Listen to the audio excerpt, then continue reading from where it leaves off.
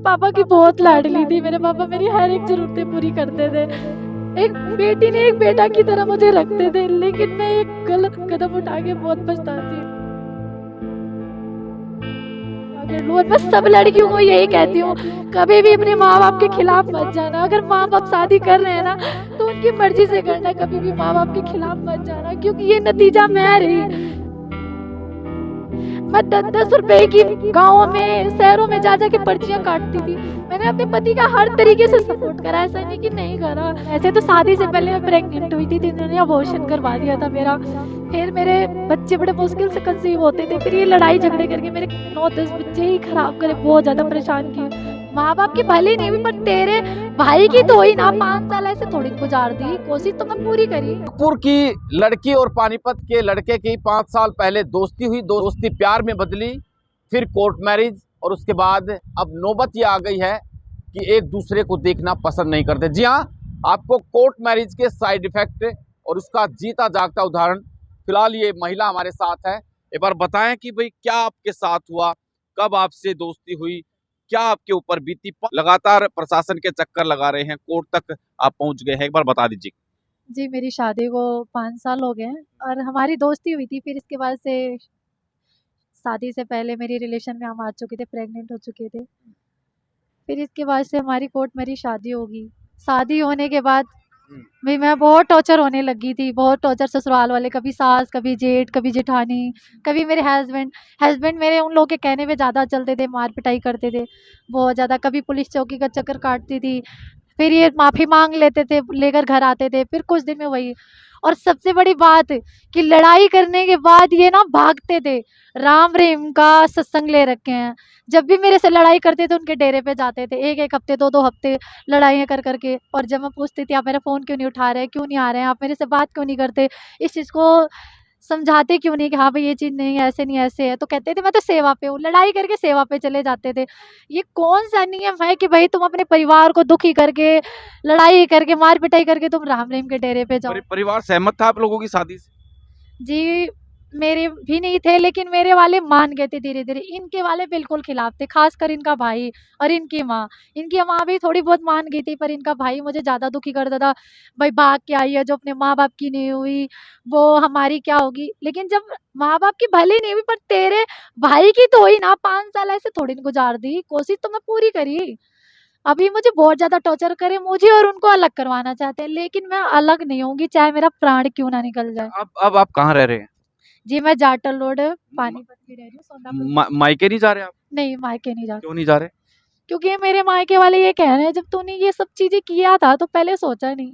और अब मैं कोई नहीं, कुछ नहीं कर सकती। बहुत मतलब कह रहे हैं वो, हम तुम्हारी वज़ह से इतनी बदनामियाँ झेले हैं, हमें इतना टॉर्चर होना पड़ा, हम क्यों अब तुम्हारा सपोर्ट करें? हमें नहीं करना कोई सपोर्ट तुम्हारा। तुम्हें जो है, जैसा है, तुम खुद निपटो। याद आ रही है, घर वालों की आती है? बहुत ज़्यादा यार। अगर ये आप गलत फैसला और घर वालों की मानते, गलत फैसला ना लेते, तो शायद आपके घर वाले आपकी इस साथ होते आज के। जी, मैं अपने पापा की बहुत लाडली थी। मेरे पापा मेरी हर एक ज़रूरतें पूरी करते थे। एक बेटी ने एक बेटा की तरह मुझे रखते थे, लेकिन मैं एक गलत कदम उठा के बहुत पछताती हूँ। आज मेरे अपनों से भी रिश्ता टूट गया, समाज दुनिया से चली गई, ये भी मेरा साथ छोड़ दिए। अब तो मुझे कुछ भी नहीं दिखता, बस यही लगता है कि पता नहीं मैं क्या कर लूँ। और मैं सब लड़कियों को यही कहती हूँ, कभी भी अपने माँ-बाप के खिलाफ मत जाना। अगर माँ-बाप शादी कर रहे हैं ना, तो उनकी मर्ज़ी से करना, कभी भी माँ-बाप के खिलाफ मत जाना, क्योंकि ये नतीजा मैं रही। मैंने उसके लिए क्या कुछ नहीं करा। पेशेंट केयर का काम करता था, ये वहाँ से एडवांस पैसे उठा लेता था। तो इसको कोई लेडी नहीं मिलती थी ना, तो मुझे छोड़ के आता था। मैं लोगों की लैट्रिन बाथरूम साफ करती थी। मैं अपने पति का इतना सपोर्ट करी। इनने भी बिंजल में आश्रम खोला बेसहारा बुजुर्ग लोगों के लिए। मैं 10-10 रुपए की गाँव में, शहरों में जा के पर्चियाँ काटती थी। मैंने अपने पति का हर तरीके से सपोर्ट करा, ऐसा नहीं कि नहीं करा। लोगों की लैट्रिन बाथरूम साफ करना आम बात नहीं है। अब अगर इस वीडियो को आपके पेरेंट्स देख पा रहे होंगे, तो क्या कुछ कहना चाहेंगे आप? उनसे माफी मांगेंगे, या अगर जो बुलाएं तो आप? मेरी मम्मी, मैं जाऊँगी तो नहीं, मुझे जहाँ तक कि पता है, क्योंकि मैंने उन लोगों की बहुत बेइज़्ज़ती करा दी है। पर पछतावा है? मैं बहुत पछतावा है, बस मैं ये कहूँगी मम्मी-पापा मुझे माफ़ कर देना। मेरी पूरी फैमिली से मैं ये कहूँगी मुझे माफ़ कर देना, मैंने जो गलती की है, मुझे उसकी सज़ा मिल रही है, ऐसा नहीं कि नहीं मिल रही है। आज मैं दर-दर का ठोकर खा रही हूँ, कभी पुलिस चौकी, कभी कोर्ट का चक्कर लगा रही हूँ। बस हाथ जोड़ के विनती है कि बस मुझे माफ़ कर देना। हर माँ-बाप अपनी औलाद को माफ़ करते हैं, आप भी करना ज़रूर कोशिश करना। 5 साल में आप बता रहे हैं गर्भवती भी हुई। हाँ जी, मैं जब भी प्रेगनेंसी होती थी, ये मुझे टॉर्चर करते थे, लड़ाई झगड़े। वैसे तो शादी से पहले मैं प्रेग्नेंट हुई थी, तो इन्होंने अबॉर्शन करवा दिया था मेरा।